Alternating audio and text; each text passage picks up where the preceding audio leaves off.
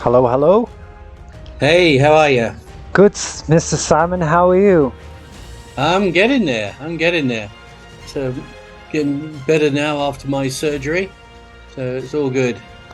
Excellent. I've just managed to get in game. We're having technical issues. Okay, never mind. These things happen.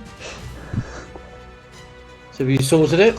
I think so. At the moment, I've got the starting soon screen up, but I think I'm in. Okay. Nope, timeout. I don't know if you're familiar with gaming, Simon, but we picked the worst game to do this with, and it's called Ark, and they have more bugs than that. I'm not aware of it. No. Basically, we're in a tournament at the moment where we're playing against other players, and Yeah. we have to tame dinosaurs and fight them with our dinosaurs. Right. Okay. Nice. There's a movie coming out for it too in next year for Vin Diesel was going to be a part of the second one and stuff like that, so it's quite big. Right. Oh, that's cool. I haven't heard from him for a while. You haven't heard from Vin Diesel? No, he's been very quiet. He's been very quiet. So when are you getting him on my show then? I've probably got a better chance of getting Keanu Reeves, actually, because he's a friend of my editor. So. Okay, now you've got my audience's interest, and they're sitting there, and I think their jaws just dropped. So You never know. Well, he may actually. Not talking out of school, but he may well be Sean in the movie that we're doing. So we don't know. But we got some big plans that are happening soon, and excellent. Who knows what will transpire, you know? Well, I look forward to hearing about them a little bit later. And yes, they can hear you, they just can't see my gameplay because I can't get on. Oh, okay. So while I'm trying to figure this out, Mr. Simon, if you'd like to tell everyone a little bit about yourself. Sure. Well, I have a very checkered background. My background is military special forces. I was inducted into a special military unit at the age of 15, and then placed within intelligence, within special forces. And I then did that for over 20 years. So I was a part of a thing called Operation Trident. All of us were orphans or adoptees, and all of us had the O negative blood group. So I spent a lot of years doing all sorts of weird and wonderful stuff all over the world, mostly as a Special Forces commander, as an agent handler, as an interrogator, and later as a debriefer for victims of torture and refugees, which really allowed me to see almost like the more spiritual aspect of my nature. And I decided to get out, and then I became a spiritual teacher, moving all over the world, just taking people on spiritual masteries to all the sacred sites. I got involved in counter child trafficking, and was the director of Grey Man, a charity outside of Australia. We used to work in Asia with a team of special forces guys, and yeah, we were a hard rescue organization. We were the guys that used to kick down the doors and take the children away. So I did that as well, and now I'm an author, I'm a speaker, I'm living in America, so-called living the dream. Those dreams become a nightmare. It's been a very interesting few years with a lot of change, a lot of loss, and now a lot of wins. So it's been an interesting journey, and now we're getting to that stage where I have a number of books. I've just finished yesterday, actually, my 15th book. Oh wow. So we're about to, don't get too impressed. 7 of those are actually animated comedies, so they're very small. Animated comedies. We're going to be starting a new marketing system built for some very special people called Black Sheep Community. And this is going to be we hope, one of the biggest marketing systems in the world. And it's going to appeal to a number of people, including your listenership. And it's going to be an affiliate system. It's going to be a trading system. It'll be a news operation, forums, and that's how we're going to market our books. So we have some great strategies to get to bestseller. We're attracting a lot of other authors that are going to come on board with us. And literally within the next couple of years, I think a lot of people are going to become black sheep. And that's exactly what this world needs right now. You know, we need to get rid of this whole mindset of just being sheeple, of just carrying on, just promulgating the problems that society has created. And indeed, the motto of Black Sheep Community is "Get the flock out of here." That's in a nutshell, you know, what we're doing, what we intend to do. So it's going to be an interesting time. Well, sounds like you've got a lot of positive future lined up there. Oh, we hope so. You know, I think you, in this world, you attract what you are. And when you resonate at a certain frequency, you bring to you all of the powers and all of the people that are resonating at a similar frequency, you know. And it's interesting because me and you have always had that frequency, along Yes. with Frank, who introduced us.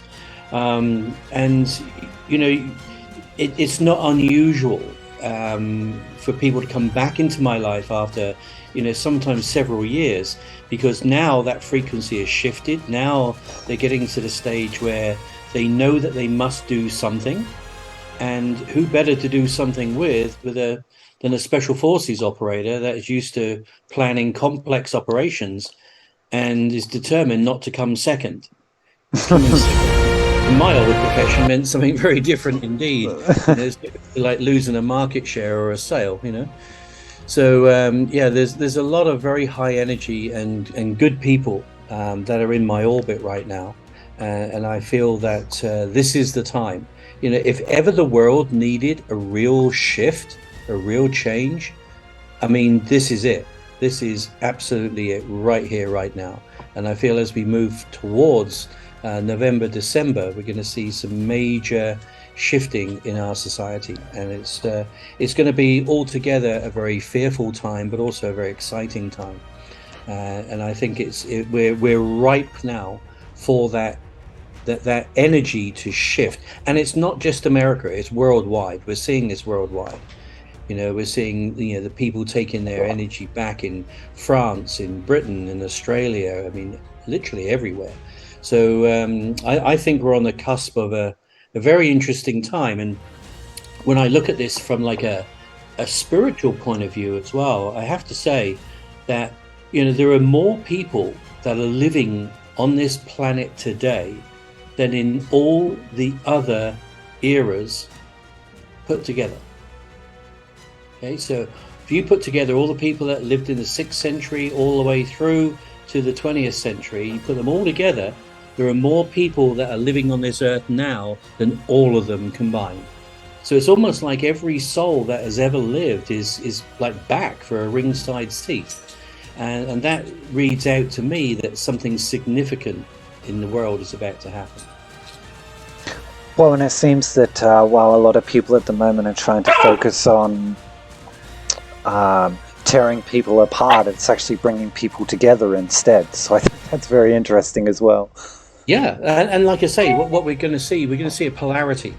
So you're going to see a lot of people coming together that are of the same energy and the same ilk and the same belief systems and values. And also you're going to see a lot of people that are conflicting with that, you know, almost like the dark side of the force, if you like. You're going to see them coming together as well. And it's going to be a real time where people probably going to have to make a decision as to which side of the fence they're going to be. And we're seeing this division all over the world. It's like, again, it's not just a political decision. It's almost like an ideological one as well. It's like, how do you want to live? What's important to you? What are the values that you espouse? And I think this next conflict, I mean, you can remember we've had conflict and balance all the way through our history. Certainly in America, you've had, you know, North versus South in the Civil War. Culturally, you have, you know, like East versus West. Now you're having like Republicans versus Democrats. And so you're becoming into this ideological balance. You know, we used to have, you know, NATO versus the Warsaw Pact, you know, East versus West. We used to have all those things. And, with the falling of the Warsaw Pact, there was an imbalance. Now there's a rebalance, and China is now coming in to balance that out. So we're getting to that stage now where, the balance of the poles is just getting ready, it's teetering. And just the smallest change will actually topple some fairly strong regimes.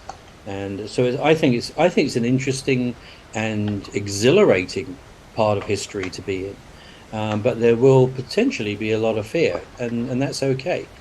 It's something like steel sharpens steel. The only way you grow is through pressure. Ask any butterfly when it's trying to break free of its chrysalis. You need that pressure in order to grow. We go through puberty, we go through teething, we have all of these things. A snake sheds its skin.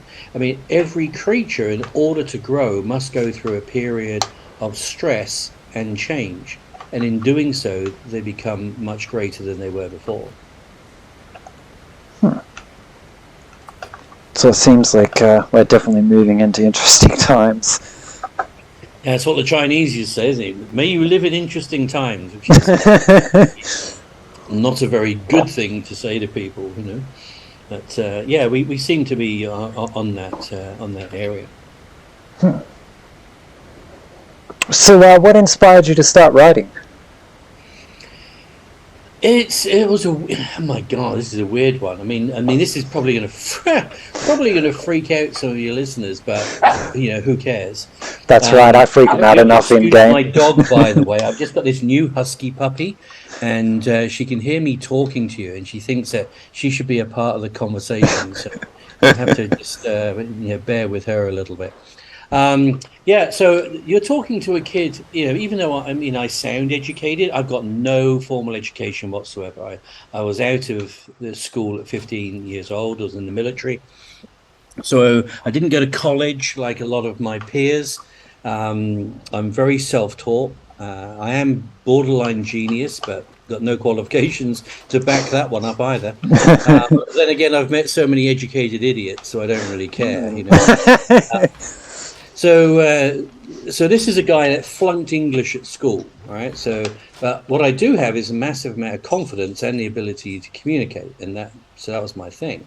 So in 2008, I was in Australia, where I lived for 12 years, and at 5 o'clock in the morning, on the 31st of December 2008, I was woken up by this big booming voice in my head, which said, "If you want to get up now, here's the book." Now, I haven't written anything. I'd written a couple of little articles, but nothing major.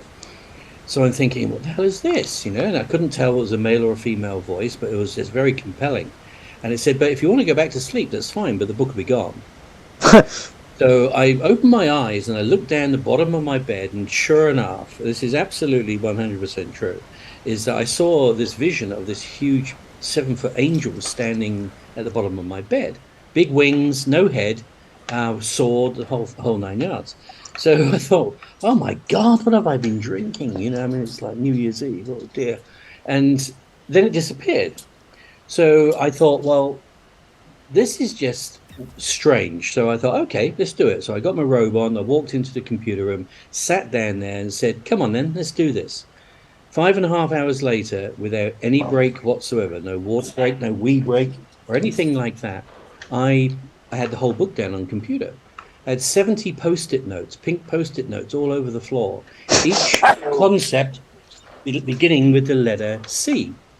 And I thought, why is this happening? What is C?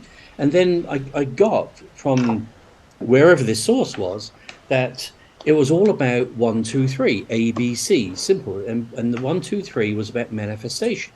So when we pick up a heavy table, we go 1, 2, 3, and you pick it up on 3. You don't go 1, 2, 3, 4.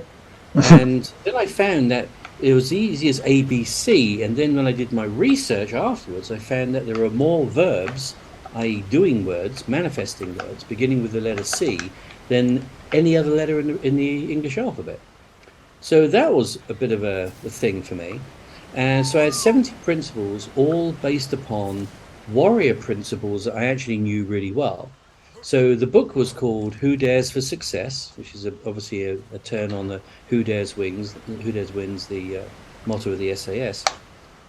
And over the next 8 months, I honed it, I edited it, and that was my first book. Now, what was bizarre, though, is that 4 days after this incident, we'll call it the incident, I flew back to the UK. And I was sitting in the front room of one of my friends, and there's now a statue on her mantelpiece, which wasn't there before. And it's of this angel. And I said, that was in my room like 4 days ago. And I said, it was 7 foot tall. And she said, yeah, the original is. Do you know what that is? I said, no, I've never seen it before. She said, that's Nike. That's the goddess of victory, Nike of Samothrace. And she said, we've just been to the Louvre in Paris. And there's a statue. That statue is actually at the bottom of the staircase. It's 7 foot tall, one of the most beautiful statues in the world. And she said Nike, the goddess of victory, was the entity that came down and stood on the prow of the ships at the Battle of Plataea, which was after the Spartans had died at Thermopylae. And she rallied these 50,000 Greek soldiers who basically decimated Darius's army of 1.5 million Assyrians. And it was that victory that determined Greece, and that's where we get democracy from, is where we get the alphabet from, alpha, beta. And so this, whatever she was, this entity. And then I found out that Nikes, I said, this is the same as like Nike shoes. And she said, yeah. She said the swish of Nike is actually the wings of Nike. Well, I didn't know that. So this is all very, odd to me, but I just went with it because it was real, And, the fact that I hadn't really written anything and I didn't have a background in English. And now to the point where I've now written 15 books. And it's the most bizarre thing. But, and there is a lot of weird stuff that happens in life. And I think sometimes you just need to embrace it. And especially if it turns out good for you, or if it's real, it's authentic. And, obviously the proof is in the pudding. These books are now there. They're manifest, they're real. So I have a great respect for all of these different things. And after that, the floodgates opened. I then wrote another book. It only took me a month to do, called Courage Conquers All Things, which is all the stories I tell on stage and all the anecdotes and things. And I just literally wrote them all down, got them transcribed, and then the second book was done in a month. So it took me a while then to write other ones, but I've written now my first novel and sequel called Order of the Nephilim Genesis. The sequel's now done, called The Cradle Falls, and that's like a prophetic work. It's about what's really going on. I was writing about the virus 4 years ago, and the virus that you've just seen with the pandemic is not the virus. That was just a dress rehearsal, okay? So that's just to see how well society could be manipulated and how compliant society would be. Isn't it interesting that the flu disappeared, for that period of time that the pandemic was here? Symptoms were exactly the same as COVID. And now, now we've had this situation where they're trying again with other things. Well, let's try monkeypox. And people are going, no, we're not going to go with that. We're not going to buy into this one again. And especially when the CDC then come out and go, oh, well, vaccinated people are now being treated the same as unvaccinated people, because all these people that have been vaccinated and we boosted 4 times are now getting COVID at exactly the same rate and exactly the same intensity as everybody else. It's the most bizarre thing. But in my second book, Cradle Falls, I actually give it away as to what I believe the virus may well be. And when you actually look at what the CDC have been doing, what other countries, and including like the World Health Organization, and how they've responded to different pandemics or epidemics. I don't know if you remember in New York, they had this Ebola scare. Yes, that was about 5 years ago, wasn't it? Yeah. And the knee-jerk reaction was to immediately buy 6 million vials of Ebola vaccine, which were never used, from Pfizer. So good day at the office for Pfizer. But only 4 people died of Ebola. mean, more people have been married to Kim Kardashian than actually died of Ebola in America. I mean, how bizarre is that? So there's this massive, scare tactics. No one really got it because Ebola is actually not really it's highly transmissible, but it's not really very deadly unless you ascribe to a certain genome.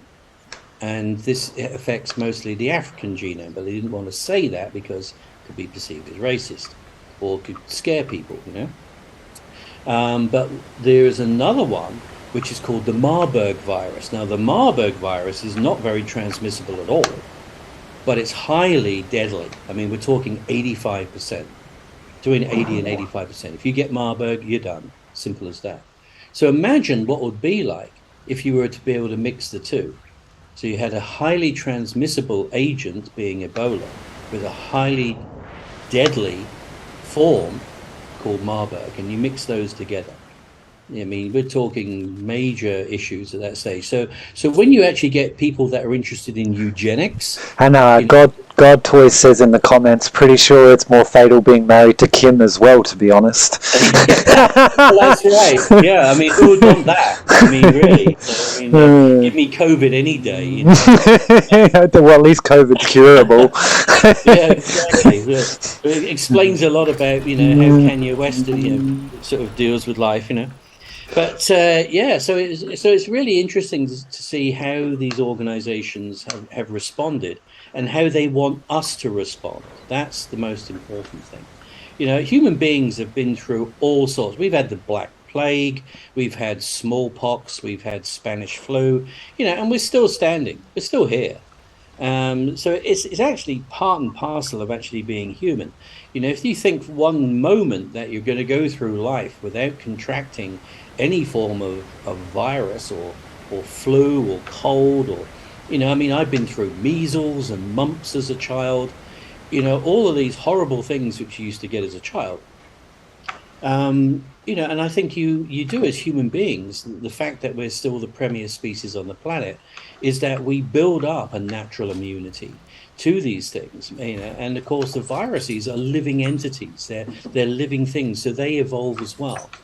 And as we start to see the evolution of these viruses, obviously it's a bit of a testing time for science to try and keep up with this. But I've always found that human beings and their natural evolution within this is usually better than the science, because the science is usually determined by ego, by profit, by greed. All of those things. Whereas, human evolution is not necessarily determined by that. We just want to be well in order to be able to function as human beings on this planet. So, we have a tendency to meet any type of naturally evolved virus, and our human condition is that we can beat it. Now, the problem is that what we saw with Wuhan, when you actually start getting people, doing gain of function. So now it's not a natural virus. It's not naturally evolving, in the world. Now you're creating it. Now you're actually creating a genome-based virus that attacks certain people, certain groups of people. And we've seen this in the past as well. We've seen this with AIDS. We've seen this, as I said, with Ebola. We've seen this with MERS, Middle Eastern Respiratory Syndrome.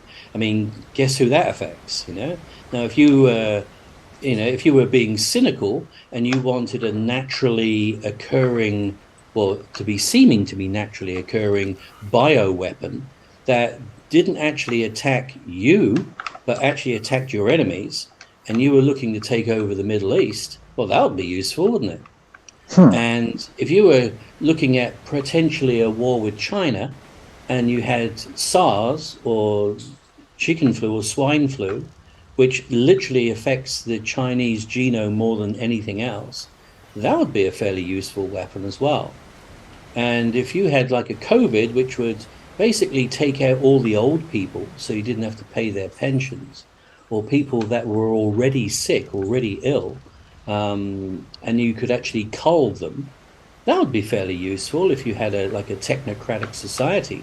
that valued a work ethic amongst human beings and wanted them as essentially a slave race, as opposed to, living life in freedom. That would be a fairly useful weapon to have as well. But perhaps I'm just being cynical. So, in the last 5-10 minutes we have left, do you guys have any questions for Simon while we got him here? We're just trying to keep half an hour interviews with our gameplay because it can get a little bit sure. I mean, I'm happy complex. to take anything. I mean, we just seem to go along that trail. There's many trails and many paths that I can take this down, whatever people want to hear about. The fact that I've actually been on the opposite side is almost like I've been to the dark side. I know how this works. I know how these people function. I know how they think. I was a part of the problem. Now, hopefully, I'm part of the solution. And being part of the intelligence community, where everyone is part of an alphabet, agency, and you see what is really going on, because when you have a political situation, these people are literally chosen, by the people, and are placed in a situation which they'll be in for anything between 4 to 8 to sometimes 50 years. But the agencies that are behind them, they're there forever. So they see governments come and governments go, but it's their agenda that counts, not necessarily the politician who's standing up and spouting about it. So I think that is where people need to look, and we're starting to see this now.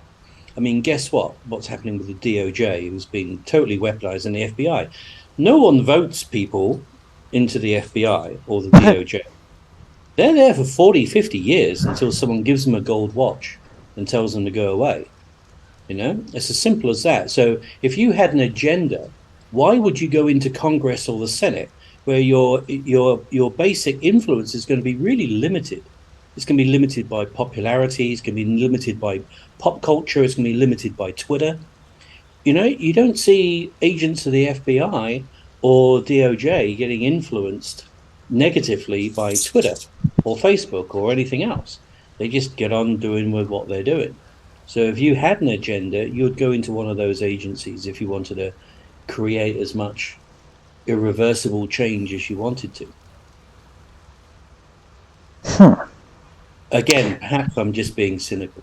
I think at this point, people are seeing it right now. It's in your face. I think at this point in time, I think it's just become realistic instead of cynical. Yeah, I mean, the trajectory of it used to be like when you were a conspiracy theorist, inverted commas, which is obviously something that the CIA invented to demonize, people that were trying to seek some element of truth. It used to be that going from conspiracy theorist to conspiracy fact would sometimes take nearly 20 years. Look at Operation Blue Book and things like this, But now, conspiracy theory to conspiracy fact is like 3 months.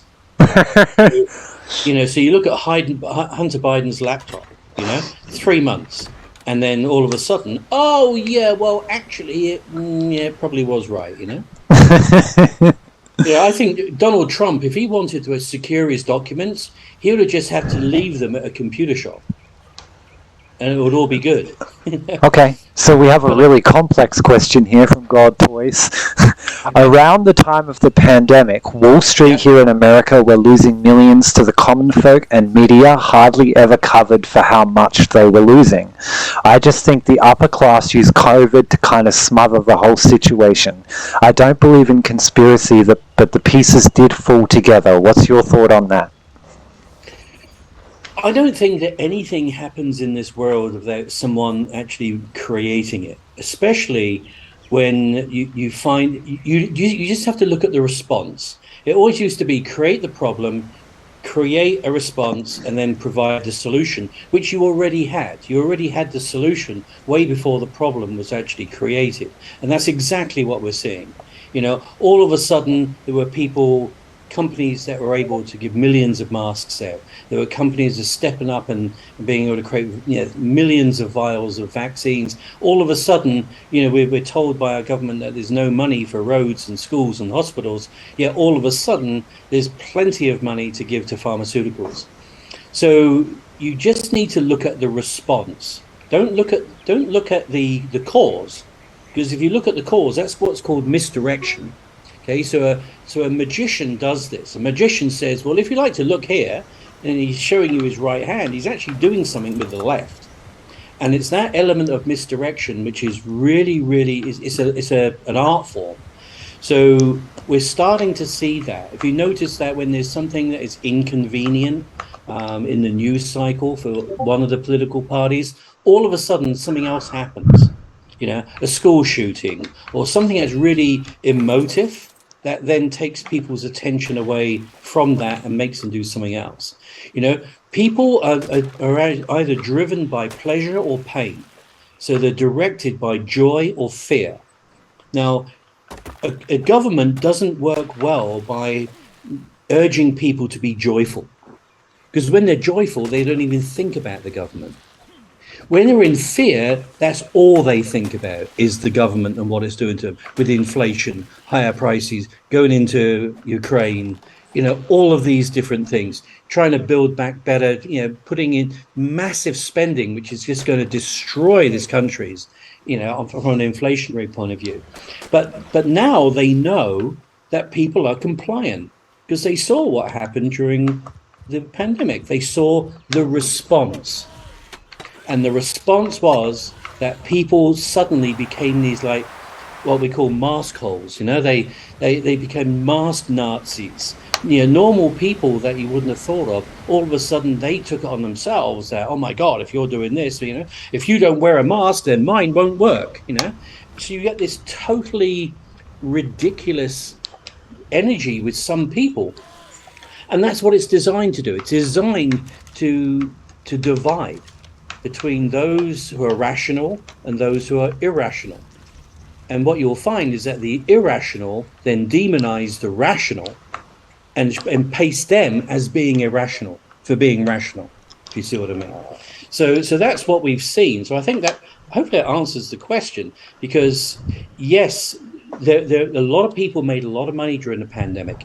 A lot of people got a lot of influence during the pandemic. Now a lot of it's coming back to bite them, because they're starting to see that their power is waning.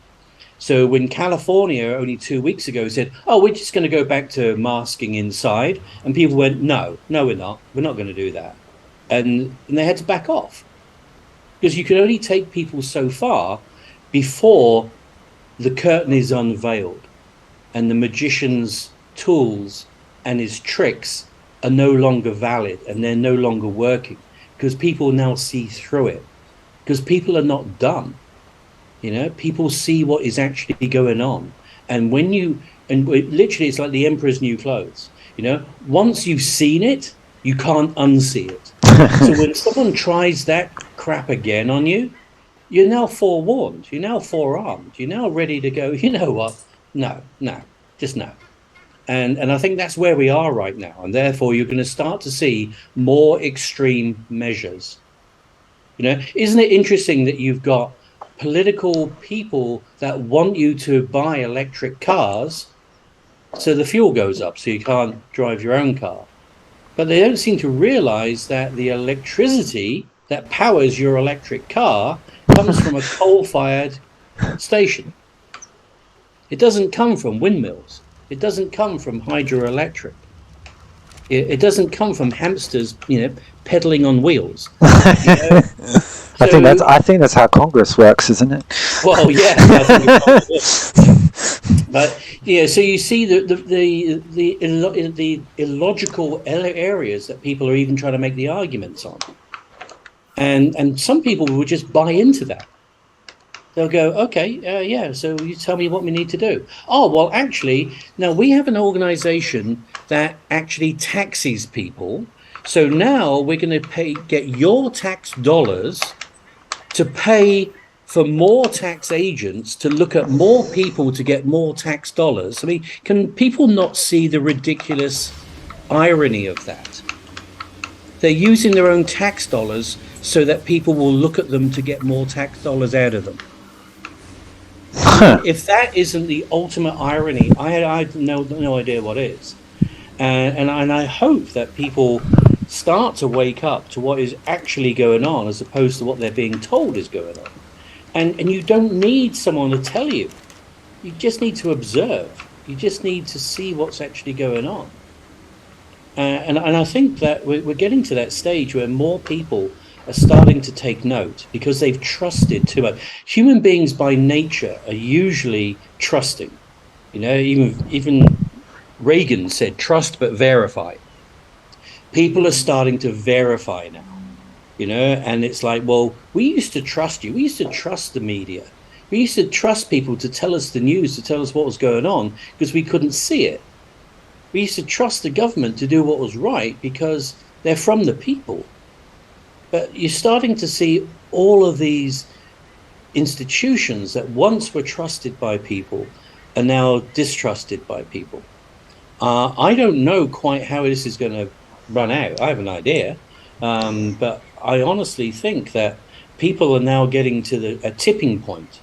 You know, they're getting to a confluence point right now where someone has to make a stand. Someone has to make a decision. And once you do that, everybody will get it almost at the same time, almost simultaneously. And you know, whether it's, you know, a massive disaster that needs to happen to bring people together like they did with 9/11, you know, something will happen socially in order to create that shift. I'm not sure what that is, but I think we can anticipate. Hopefully we'll see it, we'll know it when we see it, you know. As God Toys says, there are more colours than just red and blue. Well, yeah.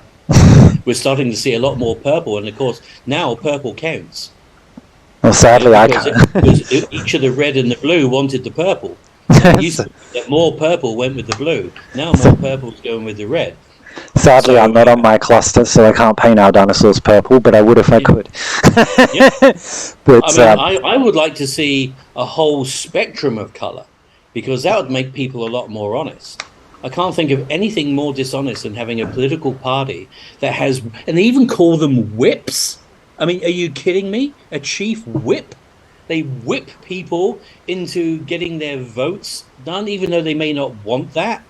And when they do independent thinking, people like Manchin, people like Sinema, they're demonized because now they're not being loyal to the whips.